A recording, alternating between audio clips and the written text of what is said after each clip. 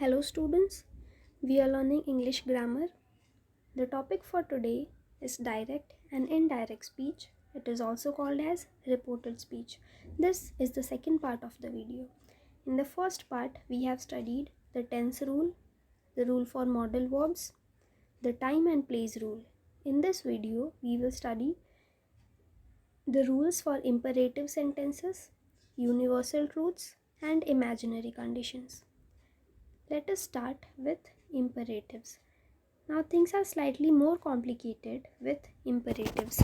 Imperatives consists of either orders or requests.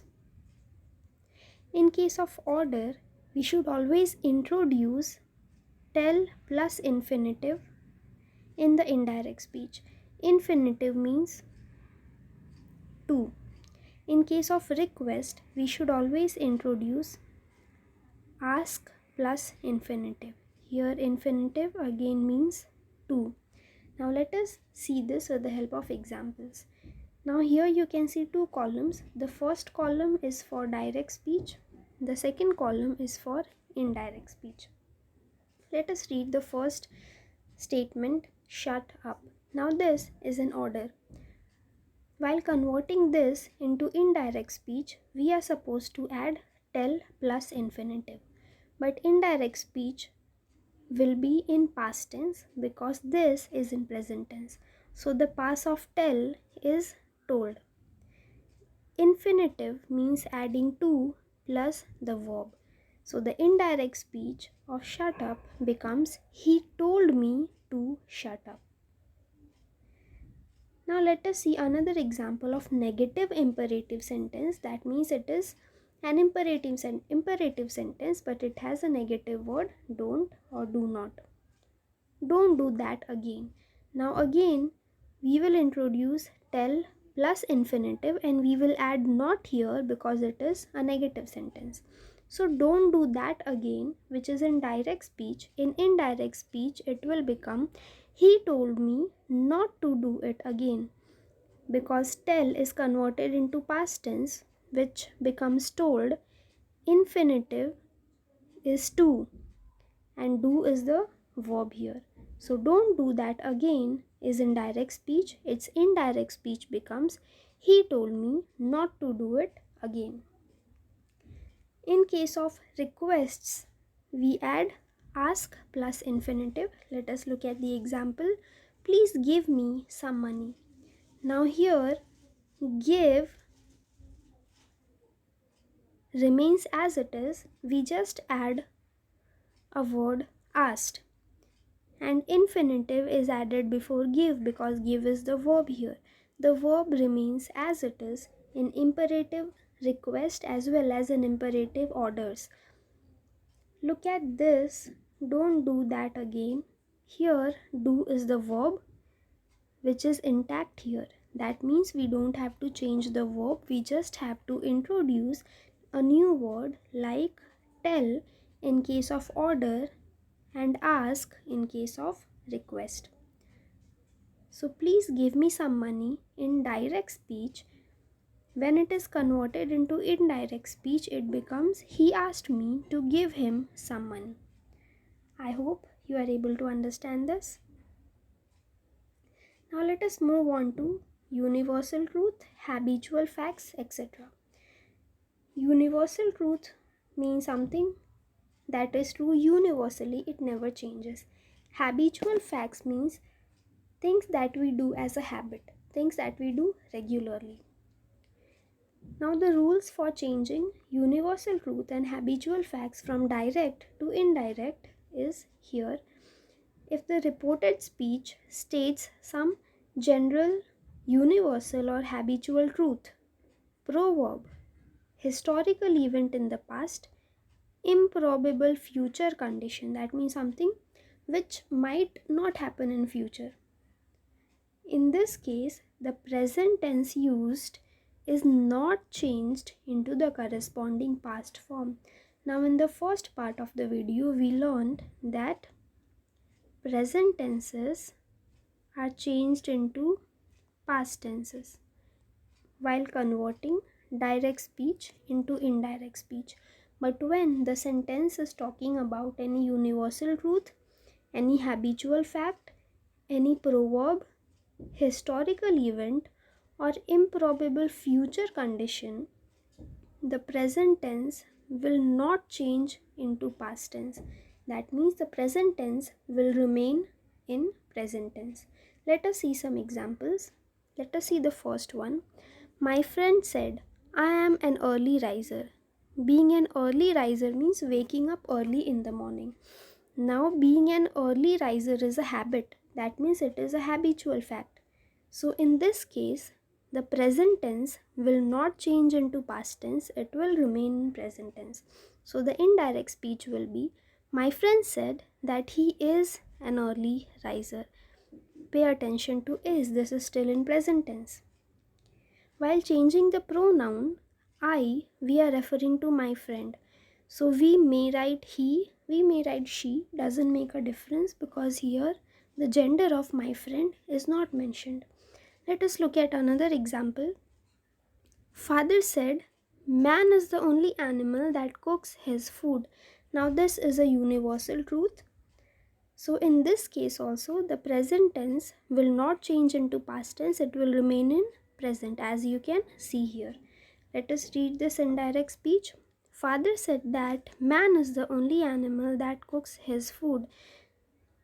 Now here nothing has changed because first thing, it is a universal truth, so the tense will not change. The second thing here, man is referring to all the human beings in general. So here we have not used the pronoun, we have used this man here itself because it is a universal truth. Let us read this. The teacher said, honesty is the best policy. Now this is a proverb. And if there's a proverb in direct speech, again the tense is not changed into past tense, it remains present. So the indirect speech will be, the teacher said that honesty is the best policy. Now let us move on to something new. Here we have vocative and nominative. Now vocative and nominative of address are omitted altogether and their sense is expressed in the sentence. Now what is vocative and nominative? Let us see with the help of these direct sentences. In this, let us read it. The speaker said, gentlemen, I will tell you what is going there. Let us read the second one. He said, I hope, friends, you will support me. Now here you can see gentlemen and friends. These two we are used to address the audience. So whenever we use some words to address the audience, they are called as vocative and nominative of addresses. Now in this case, whenever we find vocative and nominative words, they are omitted. Omitted means they are ignored. They are not mentioned in the indirect speech, but their sense is expressed in the sentence. That means we indirectly express that such words were used in the direct speech, but we don't use the word there directly. Let us see this with the help of an example. The speaker said, gentlemen, I will tell you what is going there. This is a direct speech. In direct speech, the speaker told his audience, those present, that he would tell them what was going there. Now you can see his audience. This is a new word. Something is added here to express the word gentleman. Because whenever a speaker is talking to his audience, he is going to address them with ladies and gentlemen, with brothers and sisters, and with something.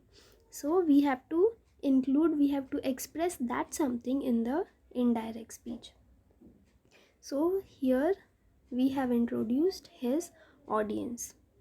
Also note that here will is changed to would because here will is used for future tense and will is changed to would.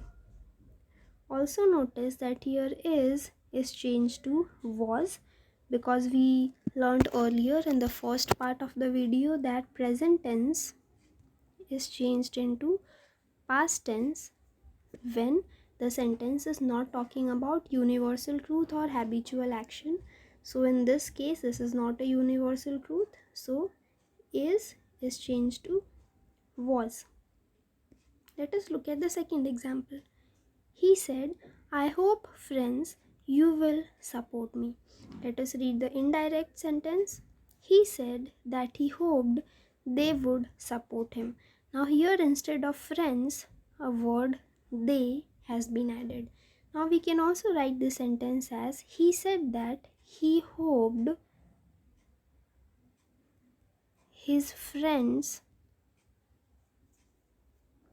would support him. This also would be correct. Okay. So here remember that the addresses like ladies and gentlemen, friends, dears, my dear, these type of addresses are omitted in the indirect speech and their sense is expressed in the sentence. Like here, instead of gentlemen, audience is used. Here, instead of friends, they is used. Now let us look at this pure imaginary conditions or if were clauses do not change. That means they remain as it is. What is if were clauses? We will see this with the examples. He said, if I were rich, I would settle in Mumbai. So this is a pure imaginary condition. Here the speaker is not rich, but he is imagining that if he were rich. Now if were clauses means the sentence contains if and were. Look at the if here and the were here. So pure imaginary conditions do not change. Let us look at the indirect speech, then we will come to know. He said that if he were rich, he would settle in Mumbai. So as we can see in the indirect speech, nothing has changed except the pronoun. So whenever we are talking about imaginary conditions, nothing changes in indirect speech except the pronoun. Now let us talk about questions. Questions are also called as interrogatives. So let us see how interrogatives change from direct speech to indirect speech. Reporting for question types. When reporting yes-no questions, we must use if or whether. Now yes-no question means whenever somebody asks a question and if the answer to that question is either yes or no, such questions are called yes or no questions. Let us see this with the help of an example. Direct speech. Josh asked, do you want to join me for dinner? Now the answer to this question can either be yes or no. Either we want to join him for dinner or we don't want to join him for dinner. So this is a yes-no question. So in case of yes-no questions, we must use if or whether. Let us see this, how to use if or whether. So in the reported speech, in the indirect speech, the sentence will be Josh asked if I wanted to join him for dinner. Notice the use of if. Instead of if, we can use even whether.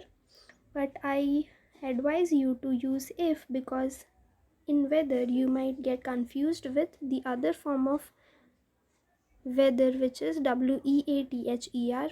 This refers to the seasonal changes. So there's a possibility that you might get confused in the spelling, so I advise you to use if.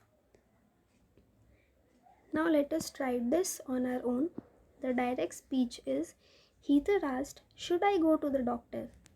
Now this is also a yes no question. The answer for this can be yes you should or no you should not.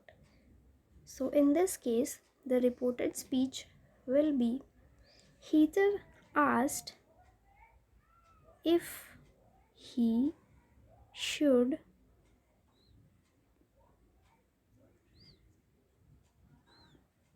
go to the doctor. So nothing changes except the introduction of if and the pronoun he. I hope you have understood. Now here we have seen how to deal with yes no questions. What about the questions who are not yes no questions? When reporting questions that begin with question words like all the WH words and how, we don't need to use if. So, in case of yes no questions only, we are supposed to use if and whether. If the questions are not yes no, we don't use if or whether. Then how else to change direct speech into indirect speech? Let us see. Jenny asked, what time is it? Now look at this formation, is it. Here is the verb and it is the subject. So the formation of the sentences verb and subject. Now in case of questions, normal questions or interrogative sentences, the word formation is always we first and then yes and then s. So while we are changing questions into indirect speech, that question should not remain in question form. That means interrogative sentences should not remain interrogative, but they should become an assertive sentence or a declarative sentence. So to make an assertive sentence from an interrogative sentence, we are supposed to change is it to it is. But again, we are dealing with indirect speech. So in indirect speech, we change present tense into past tense. So it will become it was. Now let us look at the answer. Jenny asked what time it was. So here nothing changes except the position of the verb and the subject. I hope you have understood. So that's all for today. We will meet again in the next part of the same video.